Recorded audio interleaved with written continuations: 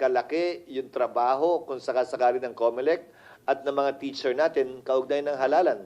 Hindi lamang sa 2025, pati sa May 2025, pati sa December 2025. Okay. A follow-up, Robert. Yes, Robert. Observation din po nung marami sa mga nag-file ng COC ay marami daw ay nanggaling sa mga political dynasty, and then yung group na 6 ang sinasabi ay next week ay magpa-file sila sa COMELEC para questionin yung mga mag-anak incorporated na nag-file ng COC. Your comment on this, sir? Wala pa tayong batas kaugnay ng dynasty. Ko-correct ko yung sarili ko nung nagdaan nating press con.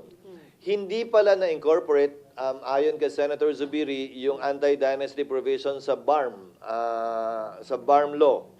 Natanggal daw yun sa BICAM ayon sa kanya. Although nasa Senate version ng pinagbotohan namin, kaya naalala ko meron eh. So may nananatiling anti-dynasty provision lamang ay ang SK law.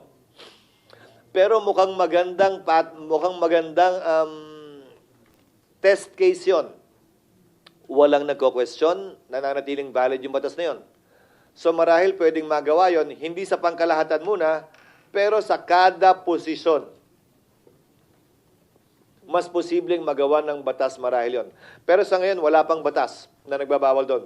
Polisiya lamang na sinabi sa ating saligang batas ang meron, at wala pang batas para gamitin yon na huwag pahintulutan ang sino mang may kamag-anak na tumatakbo na huwag tumakbo. Pero sir, pagdating sa party list, wala ka nakikitang pag-abuso. Kasi dapat, representative ng mga marginalized sector, and yet, mga billionaire yung mga nominee. Hindi ba dapat Binuksan kasi ng Korte Suprema ang party list ng napakalaki eh.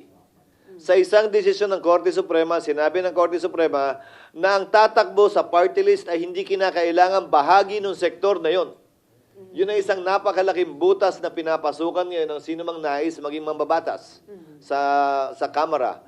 Dahil kung ni-require lamang yun, kung magsasakay ang party list na yan, kung security guard yung party list na yan, dapat patunayan sana na ikaw ay magsasaka security guard sa loob ng 4, 5 taon, 3 taon, 10 taon. Tinanggal ng Korte Suprema yon. Pangalawa, wala tayong batas sa totoo lang na nagsasabi ano-ano nga ba yung mga sektor na meron tayo na dapat may kinatawan sa Kongreso. Ang pinakamalapit na ay ang Local Government Code na nagsabing women, farmer, fisherfolk, elderly. Pero hanggang ngayon, hindi pa nai-implement yung provision na yun ng Local Government Code sa mga lokal na sanggunian. Dapat napapanahon na siguro na i-identify yan sa tulong ng Executive Branch. Ano-ano nga ba yung mga sektor na dapat kinakatawan o may kinatawan sa Kongreso? Elderly,